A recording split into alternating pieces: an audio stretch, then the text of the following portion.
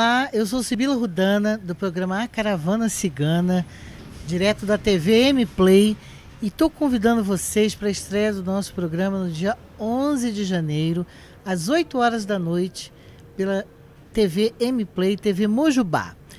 Nós vamos falar um pouquinho de previsões, de várias coisas relacionadas ao universo e às tradições ciganas. E hoje, especialmente, eu quero dar uma dica para vocês. Nós vamos entrar no ano de 2018, no ano de Júpiter, e pelo baralho cigano, nós temos duas indicações segundo o universo da numerologia. O ano é 11, é um número mestre. A carta número 11 é a carta do chicote, que muita gente sabe que previne sobre aborrecimentos dentro de uma chamada escola que nós temos de estudo de cartas ciganas. Mas também fala das atitudes, do impulso, daquela força que nós temos que ter para vencer todo e qualquer obstáculo.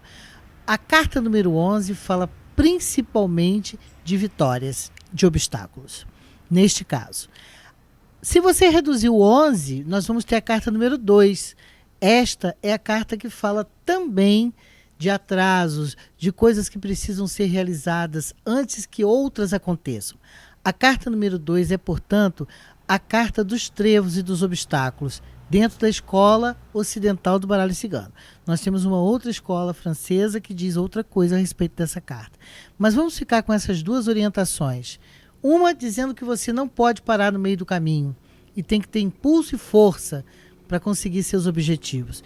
E o outro, não se desanime com os atrasos. São pequenos atrasos, coisas que vão acontecer para te atrasar um pouquinho, mas também para testar a sua persistência e a sua força de vontade. Nos vemos na nossa caravana cigana, portando na TV M-Play.